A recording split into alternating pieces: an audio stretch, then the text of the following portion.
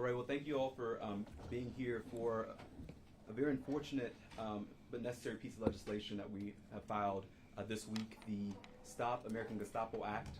Before we get started, I want to be clear and say that this bill is about public safety, that the only way that law enforcement works is if there's trust in our community. And I think it is very troubling to hear the recent cases of masked men in plainclothes impersonating law enforcement, kidnapping, assaulting, attempting to rape women, children. I mean, this is something that should concern us all who are concerned with public safety. And this bill is a response to an escalating trend that we're seeing in America right now, including in the state of Tennessee, of masked men with plainclothes taking citizens from and residents and people from our street and detaining them with no need to identify themselves, no need to present a badge or to even show their face. And so, again, I just want to put in perspective that this is what we're talking about to the media. This is actually what was identified as an ICE operation. You see these men in plaid shirts with masks, glasses, and hats on. And if you see this, any reasonable person would think that a kidnapping was happening. If this van pulled up outside of your workplace, pulled up outside of your university or school, if this pulled out outside the street here and said, "Get in this van," people would think that a kidnapping was going on. And so we have experts and community members and advocates here today to share stories about why this is a pressing issue. Now, this is not a partisan issue, let's be clear, that this is an issue of what is right and wrong. And I know that I've talked to some of my Republican colleagues who believe, who lean libertarian, who believe that this is a bit concerning. That even this idea of anonymous extrajudicial police forces that will empower human traffickers, empower people who are having nefarious interests, empower people who are vigilantes is something that is a danger to us all. And so I just wanted to share a few cases, and then we'll invite our speakers up just to kind of put into perspective what we're talking about. Because this is not just hypothetical, this is a reality. In Brooklyn, a man told a 51-year-old Latina woman that he was an ICE agent. He led her to a stairwell, tried to rape her, beat her, and stole her phone and her purse. In North Carolina, a man pretended to be an ICE agent and threatened to deport a woman if she did not have sex with him. In late January, a man in South Carolina impersonating an ICE officer presented himself as an ICE officer and detained a group of Latino men. In February, two people were impersonating ICE officers as they tried to enter Temple University residence hall where students were. In April, a man in Florida was arrested for impersonating an ICE officer and targeting immigrants. 2 men reported to police that the man had performed a fake traffic stop and then asked to look at their immigration documents. And finally, in Philadelphia, a man robbed a business while masquerading as an ICE officer. He was wearing a tactical vest and entered a car repair business and detained a 50-year-old woman from the Dominican Republic using zip ties before making away with roughly $1,000. She said that he kept saying that he was an immigration officer. These are just a few of the cases, dozens of cases that we've heard. And most recently, in Minnesota, 2 state lawmakers were murdered by a man who was pretending to be a law enforcement officer. This is the reality that we're facing right now, and so I'd like to bring up some of our speakers. First off, we have Melinda Noblet, the Interim Executive Director of Tennessee Justice for Our Neighbors, who's been working a lot with our immigrant community, who's been on the front lines, working in the courts, working in the community, and we're just honored to have them here. And so we'd like to turn it over to Melinda Noblet of Tennessee Justice for Our Neighbors. Thank you. Buenos dias. I'm Melinda Noblet, and I'm speaking on behalf of Tennessee Justice for Our Neighbors, a nonprofit law firm providing immigration law representation to individuals seeking humanitarian relief.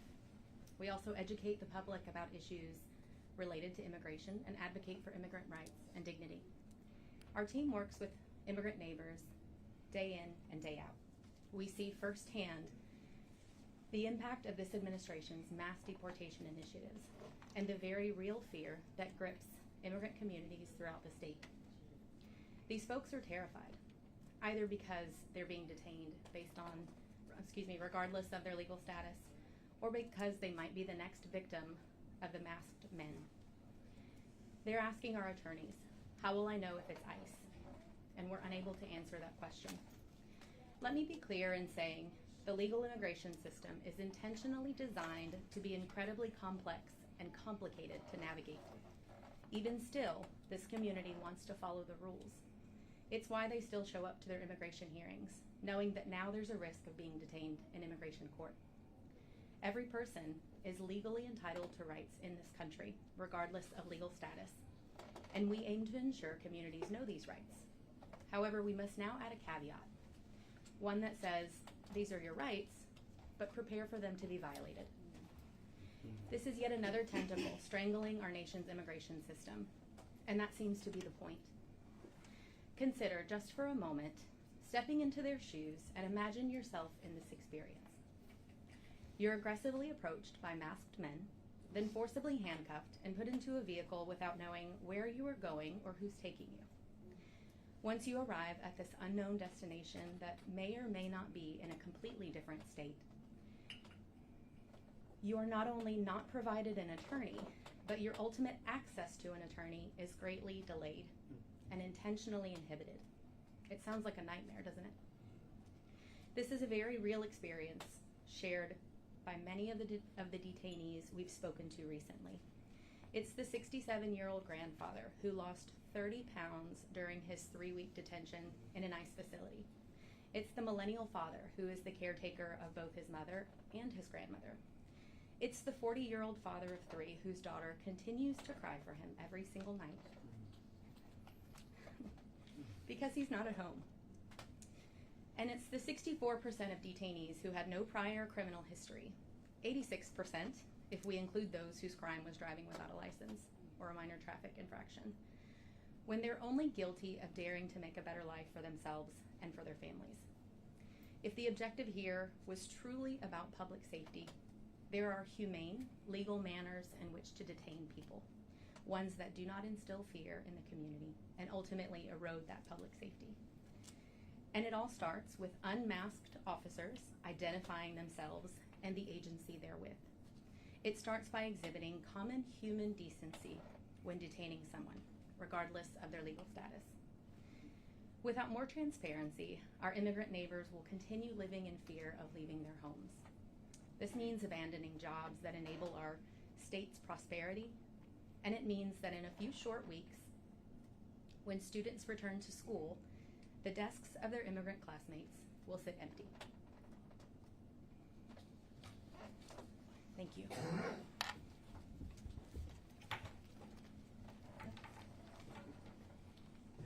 Thank you. And next we'll have Councilmember at Large, Zilpat Square, Metro Nashville Council. Good morning.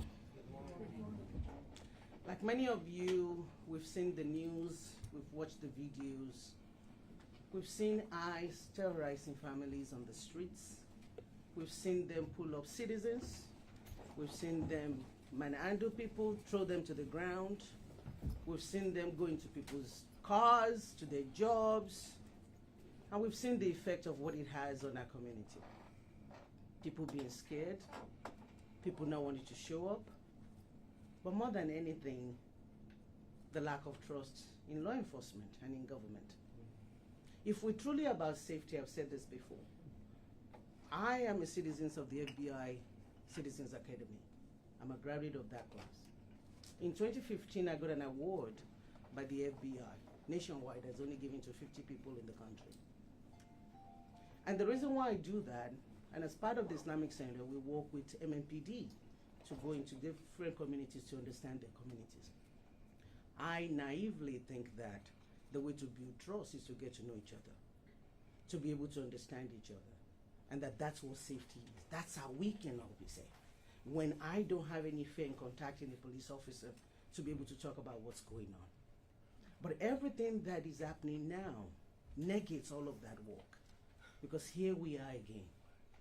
From somebody who's in a community that has been stereotyped, that have been surveilled, and a community that people pick up just because of what they look like.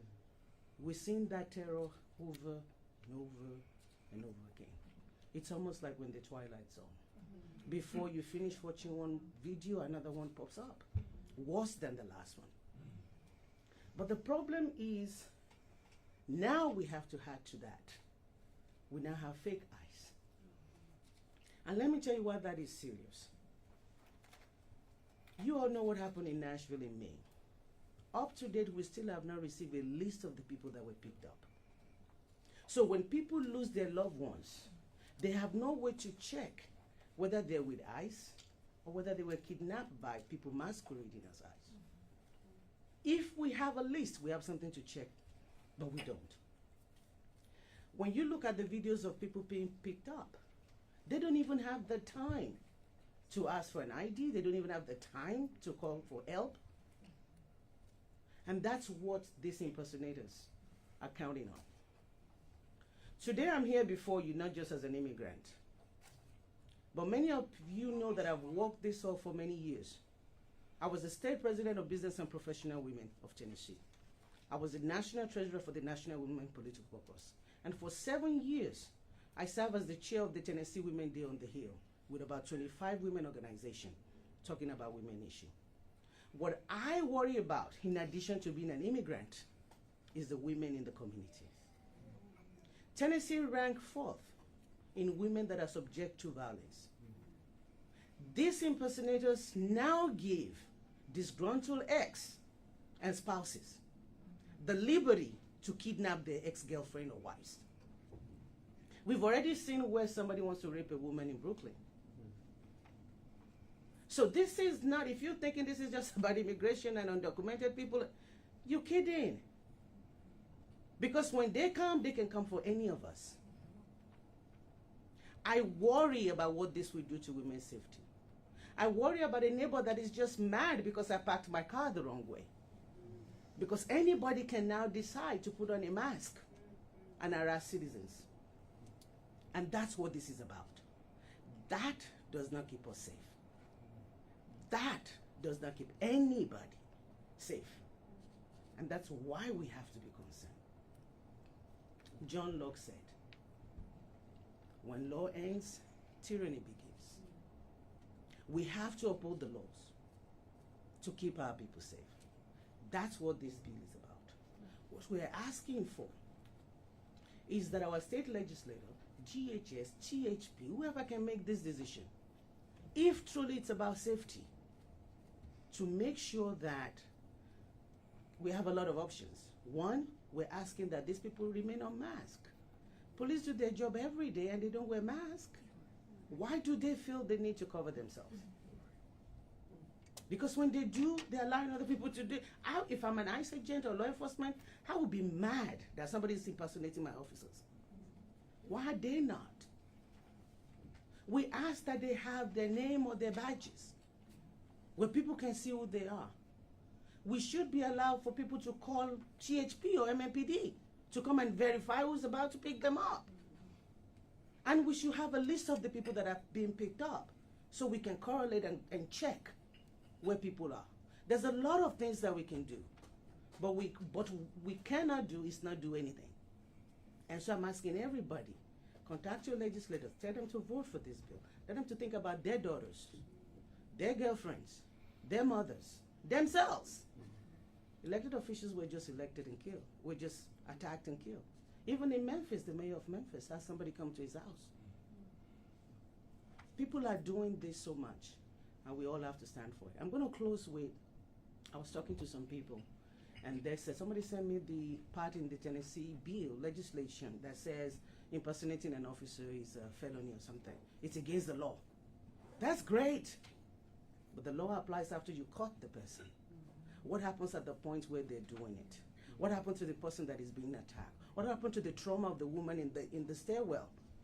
Even if you catch the person and do justice, what happened to all the havoc they've already wreaked? So let's not think about, we'll punish them later. We have to do preventive measures. That's what this does. That's how we keep safe.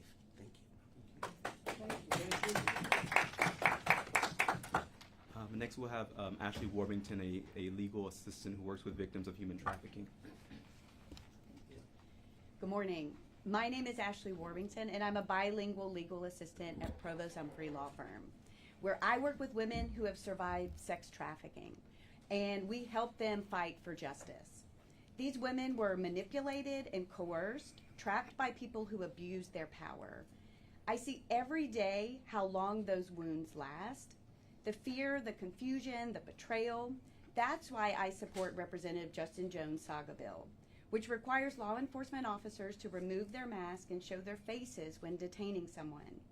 Right now, the very tools traffickers use, deception, anonymity, and threats, are being used by government agents operating in our neighborhoods under a cloak of fear. They arrive masked and anonymous in unmarked vans without visible badges or names. That should disturb every single person in this state, no matter their politics.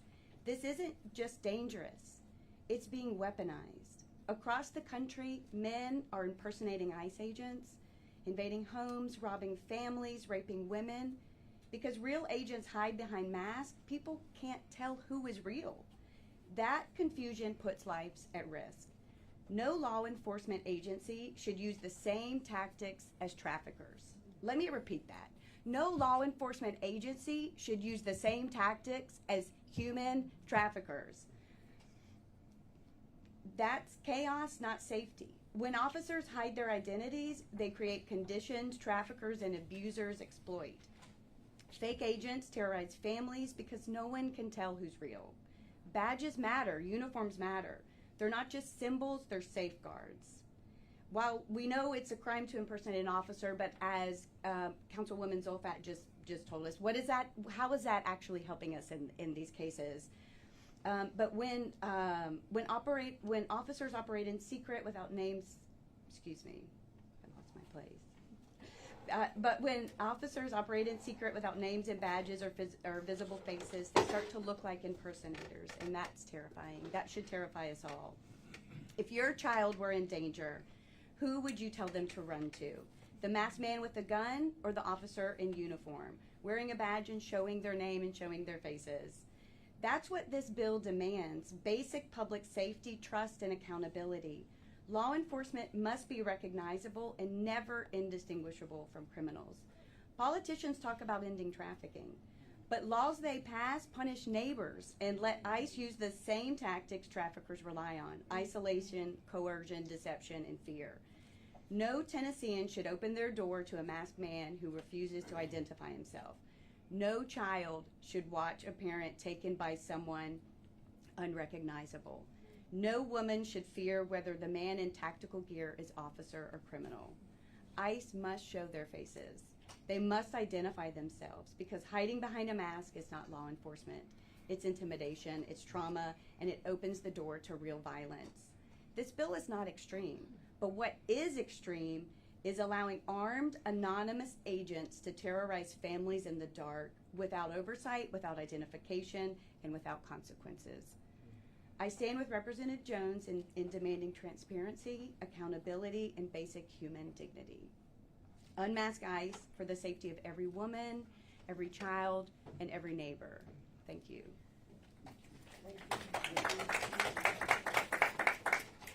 And next we have Pastor Morgan Gordy with the Evangelical Lutheran Church of America. I'm Morgan Gordy. I'm a retired nurse, a director of disaster response, and a Lutheran pastor. I'm also a mother and a grandmother and a Tennessean. And I'm here to speak in favor of the bill being brought forth by Representative Jones.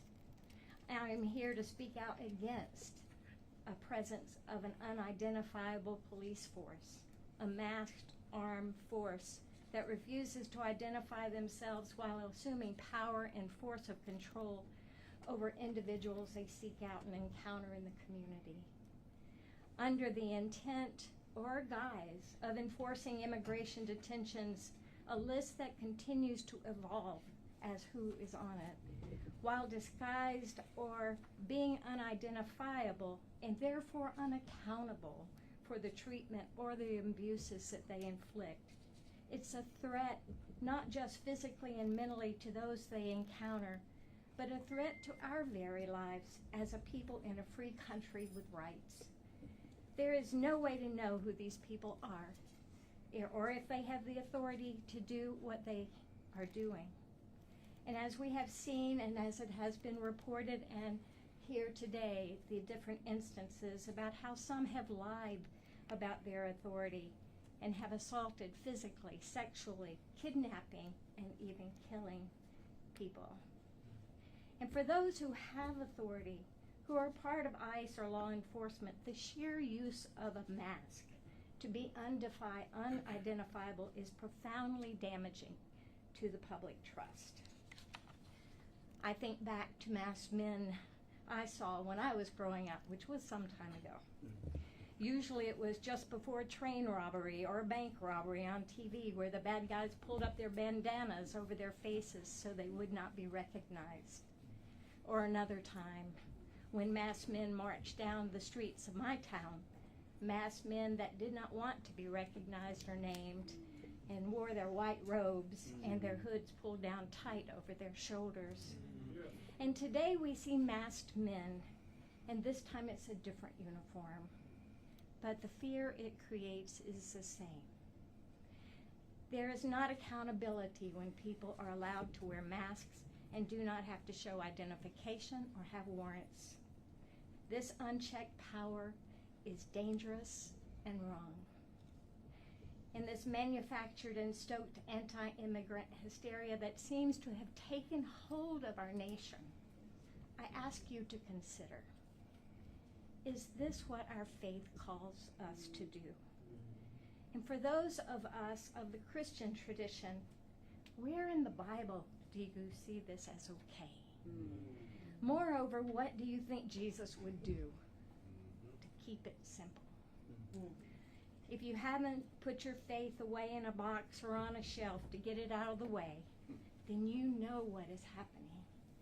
You know how it's happening, and that it is wrong and harmful for our neighbors, ourselves, our children, and our country.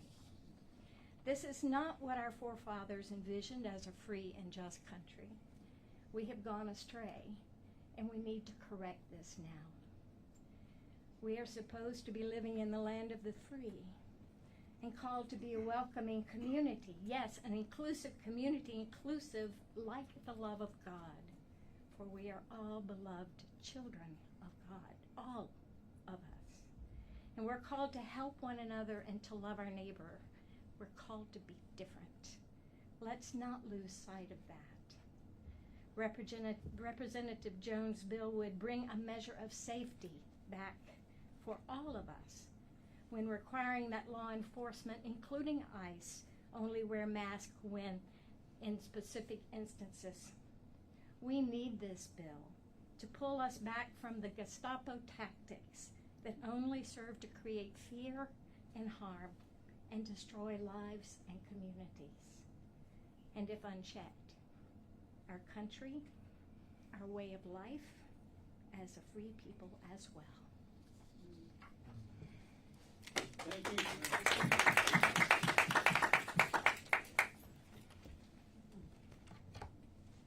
Well, you see the impetus for this bill. Today we gather just days away from the July 4th holiday, and actually on the anniversary of the 1964 Civil Rights Act today. Yeah. And we gather here to say that there's nothing more un-American than an anonymous extrajudicial police force that can kidnap our citizens from the streets. There's nothing more un-American than this abuse of power and lack of accountability. And so today I call on my colleagues, both Democrat and Republican, join on as co-sponsors of House Bill 1442. This bill responds to a very urgent and rising issue in our community.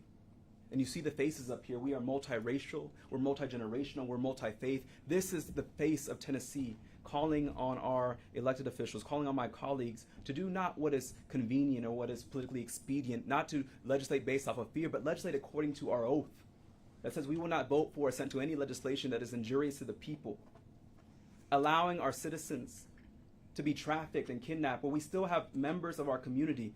And before I filed this, I want to make clear that I made an effort to meet with Commissioner Long. We sent a letter, an official inquiry signed by council members and lawmakers seeking answers as who was detained and who was detaining them. And Commissioner Long told me, as I sat in his office, that he can't identify the officers. He can't identify the ICE agents. They don't have any record. What if we gave our citizens to vigilantes, to kidnappers? We don't even know where some of them are. That is unacceptable. And so we're calling on the members of the General Assembly to sign on to House Bill 1442, Stop the American Gestapo Act, SAGA, because our constituents our children, our community requires it. And so now we'll take some questions, and just want to thank everyone who's gathered here today for the powerful testimonies. And hopefully this will continue to push a conversation to get members to co-sign onto this bill and to have a vote immediately when we reconvene in the General Assembly, because this bill is required to be passed immediately. And so if there's any questions. Hi, Austin with the Tennessee. Kind of a two-parter. So one, have we seen examples of any masked officers or folks who are masked in our ICE agents here in Tennessee? And if not, what level of concern do we have of that being the case here, and how are we preparing for that? Yeah. On May 7th in my district, I was on Unioniac Pike and Murfreesboro Pike. And I know a lot of members here have also seen this, and every ICE agent that I saw was masked. Under Tennessee Code, as a lawmaker, we have oversight authority. We can launch official inquiries, we can observe and document and get answers. And so we went, and the Tennessee Highway Patrol actually had these ICE agents within their own vehicles, in state vehicles. And our THP, knowing that we represent the legislature, did identify themselves to show their badge, but the ICE agents chose to put a flashlight in my face, so we couldn't even take their picture as they masked themselves. Refused to answer any questions, just say, they didn't have anything to say, they had regular clothes on. And so, we had no idea who these men were on. In my district, House District 52. And so I think almost every instance of ICE agents, you saw the pictures outside the ICE detention facility. Every one of those men were masked. Every one of those men hid their identities. And so I think this is something that we've seen in our state continuously, and it is only escalating. And that's why this bill will require law enforcement at the state, local, and federal level not to have masks, and to have some type of clear identifying badge or number, so that people can also identify that they are in fact law enforcement, and if there is any abuse of their rights, that you know who did it, And so that's kind of the impetus of this bill, and so that there are instances. I don't know if anybody else would like to speak to. I think something else important is that I saw very few agents the week of the raid that actually had any identifiable information, right? Only even less than a handful of times I actually saw the letters ERO, right? We are not seeing them identifying themselves in any way, and that is a problem, not just the masking, but that is a problem that we don't know who they are. Like in this photo, you can see that they say police, they say ICE, they have all that gear on that any officer or person, are you saying that's what not I'm the referring case? to. The vests that they're wearing don't have those identifiable lettering on them. The only instance I saw was a few that had the letters ERO. That is all I saw during 660 some odd stops, right? I mean, I didn't witness every one of them, but I witnessed a lot of them. And only a few did I actually see letters that I would be able to identify as ICE. Is that photo that you showed at the beginning, was that something that happened in Tennessee? Could you tell me where exactly that happened and that photo came from? Yeah, this is a photo that was shared by many lawmakers across the nation concerned. This was actually in New York, but what we saw here was the same exact thing. We saw the same exact uniform, the same exact, I should say, lack of uniform, because all we see here are plainclothes masked men with sunglasses and baseball caps, and that's what I observed myself on the night of May 7th when we were out on Unioniac Pike and witnessed stops and documented stops, and when we even just sought to record it, they didn't even want to be recorded. They shined flashlights toward the camera, so you could not even document it. That's the concern. And the second part I want to add, too, is that even if they had, because some of these men who were trying to rape women, who I explained at the beginning, bought their vest, an ICE jacket from Amazon, bought a jacket that simply said ICE from Amazon. So that alone is not enough. You can buy these things online. How many folks do you know who go to Washington, D.C. and come back with FBI Academy hats, that they sell at the airport? And so we need to have a clear badge, as Metro National Police is required to have, as the Tennessee State Troopers. Imagine if you came in here and the men who searched your bags and the men who were at our door had masks on and no identifying marker. I mean, this is not Star Wars. We do not want stormtroopers out policing our communities where you have no idea who they are. And that's what we're seeing. And so this is the same exact uniform they wore here. We were not able to get as many pictures, but I know that there's some photographers here who were able to document outside the ICE detention facility the same exact outfit worn by the law enforcement who had taken people in buses, the same things we saw on the nights of the raids in May. So I know that. Sorry. I wanted to add that there's a video online of a guy that was picked up in Memphis. He had like a food truck, and there was a video of 4 people just come masked and flannel shirts and just grab him. Very traumatic. And so it's happened in Tennessee, in Memphis. where it's not even tactical gear, it was flannel shirts, it was masks, and they just went to his food truck, just grab him and put it in a car. And so it is happening. And I see that this conversation is trying to promote this change, but if there are officers that say, this is my job and I am worried about my safety, what would you say to that? That when you sign up to be a law enforcement officer, you don't sign up to be anonymous. That there's no law enforcement agency in this America where you can sign up and be an anonymous officer. That is what is literally called the Gestapo, a secret police force. That is not what we have ever seen in America. In America, we have a tradition of law enforcement proudly having badges, proudly showing their face, knowing who your law enforcement officer is, so you have trust between them. This, in fact, allowing masked officers to exist actually makes officers more unsafe. Because if I saw a masked man trying to kidnap my sister, I would use every physical force that I had to stop them from taking my sister. If I had no idea who a masked man was coming and just grabbed my grandma, I would fight with every physical force to stop them. And so by clearly identifying themselves, it makes their job safer. It makes them more trustworthy, and also makes them less at risk of being harmed in the commission of their duty. I've never seen a Metro National Police officer pull somebody over with mask on and hiding their identity. I've never seen that. And in regards to the safety thing, because this is something that we're hearing, we heard this from Andy Ogles, we heard this from a few members, and let us be clear that there has been no statistical data provided that there's an increase of lack of safety for ICE agents than any other job. And I think we have to be clear about that, because if you look at the news, in fact, many of the narratives have watered down that. We were told that a congresswoman assaulted an ICE agent, which was proved to be false. We were told that the controller of the New York City was arrested for what? Assaulting an ICE agent, which was proven to be false. We were told that a U.S. senator was a threat to the Department of Homeland Security when he was tackled. The video proves otherwise. And so the safety that we're concerned about are to the people who we still don't know where they are, and to the people who can potentially be kidnapped, not just by ICE, but by, again, people who are disguising themselves as law enforcement with nefarious agendas, kidnapping women, attempting to rape them, zip tying them, and portraying themselves as law enforcement. That is what our concern is. There's always obviously been pushback in terms of any transparency within ICE activity, given Andy Ogles, like you referenced. What would you say to people who want to see this act passed? What should they do in terms of probably expecting some, I guess, pushback from state lawmakers? I think this is the time to start reaching out to my colleagues. Just this General Assembly, there's a lot of legislation focused on human trafficking that we saw bipartisan support for. This bill is an anti-human trafficking bill. This bill is a public safety bill. And to meet with them and let them know, because I think that even the governor, we open a meeting, we welcome a meeting, because we think that they need to see the perspective of our citizens.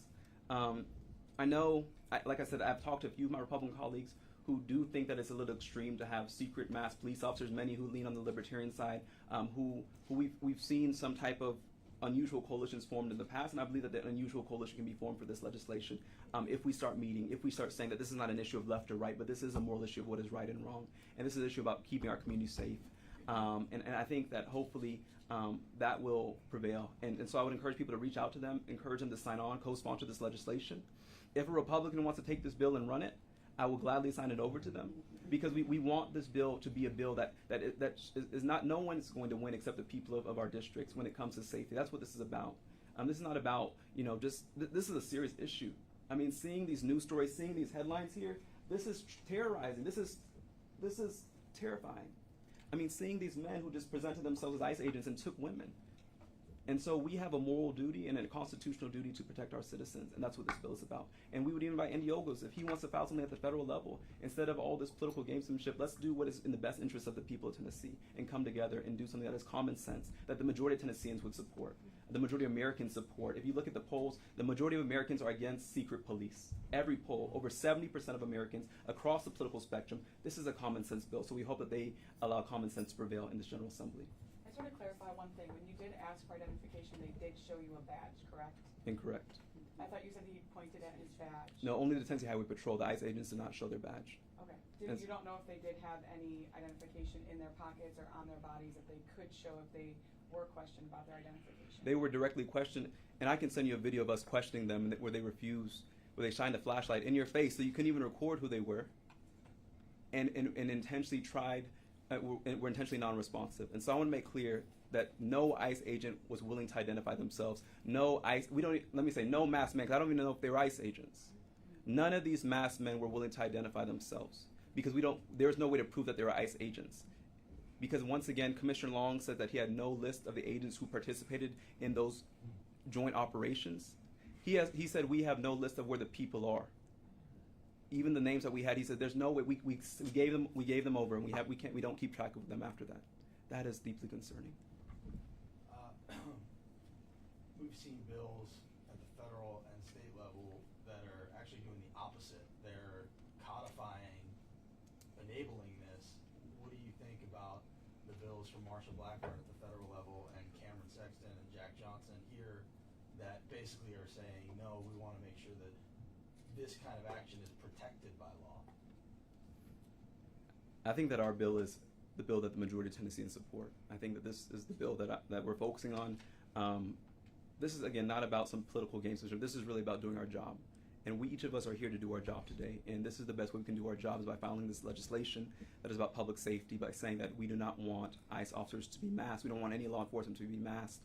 And so I would just encourage them to meet with the people of our district, Republican, Independent, Democrat, of all races, of all ages, and meet with them. And you'll see that I have yet to meet a Tennessean who supports secret police.